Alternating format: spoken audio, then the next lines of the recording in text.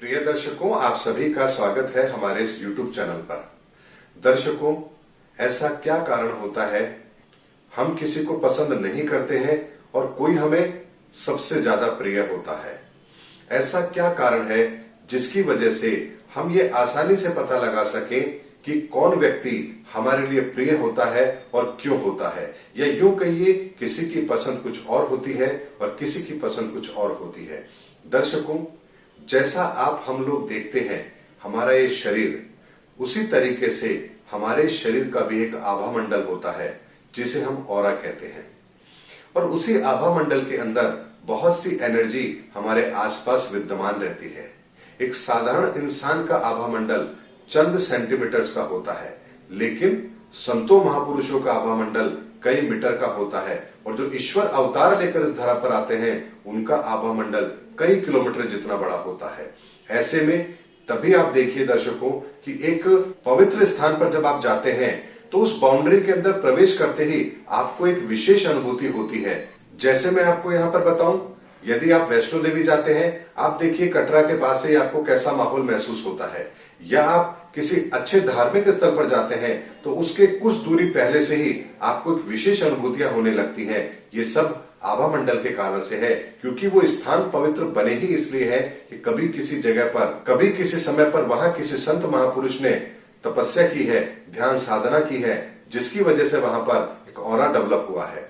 दर्शकों, यही होता है कि किसी स्थान पर जाकर के हमें बहुत ही ज्यादा नेगेटिविटी फील होती है और किसी स्थान पर जाकर के हमें बहुत ज्यादा पॉजिटिविटी महसूस होती है।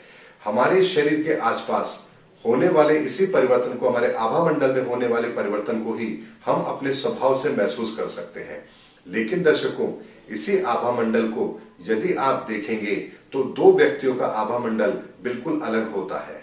यानी कि व्यक्ति के ग्रहों के आधार पर यदि हम बात करें तो ग्रह ये तय करते हैं कि इसके आभा मंडल में किस तरह की एनर्जी है।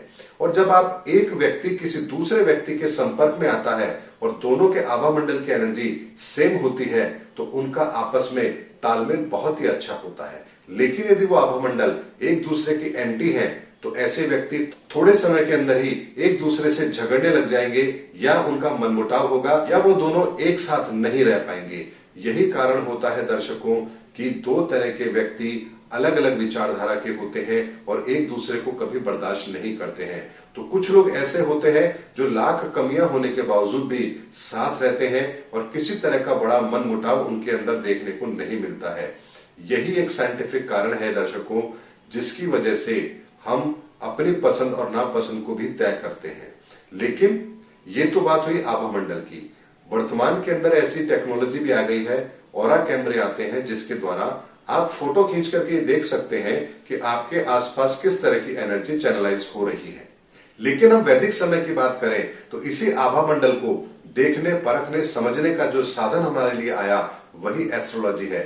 एस्ट्रोलॉजी बताती है कि आप किस तरह के व्यक्ति हैं, किस तरह की एनर्जी आपके अंदर फ्लो कर रही है और आप किस स्वभाव के व्यक्तियों के साथ में बहुत अच्छा तालमेल बनाएंगे और किन लोगों के साथ आपकी बिल्कुल नहीं बनेगी।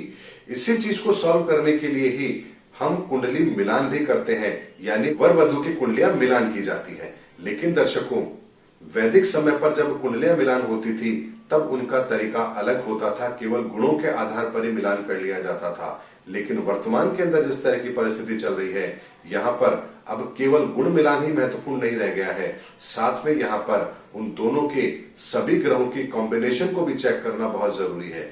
यदि वो कहीं डिस्टर्ब है तो गुण चाहे आपके 36 ही क्यों ना मिल रहे हो, तब भी वहां पर दोनों के झगड़े होना संभव है। और यदि आपके गुण 12 भी मिल रहे हैं लेकिन बाकी ग्रहों की युतियां अगर आप दोनों की कुंडली में सही हैं तो फिर वो शादियां भी संपन्न होती हैं। दर्शकों, ये जो बात मैं कहने जा रहा हूं ये मैंने अपने रिसर्च के आधार पर आप लोगों के सामने रखी है। तभी आप लोगों ने बहुत लोगों से सुना होगा कि हमने तो कुंडलियां नहीं मिलाई लेकिन हमारी शादी तो बिल्कुल अच्छी चल रही है। आज यदि गुण मिलाते हैं तो कहते हैं आपके तो 12 गुण ही मिल रहे हैं लेकिन आप लोगों की शादी तो संपन्न है।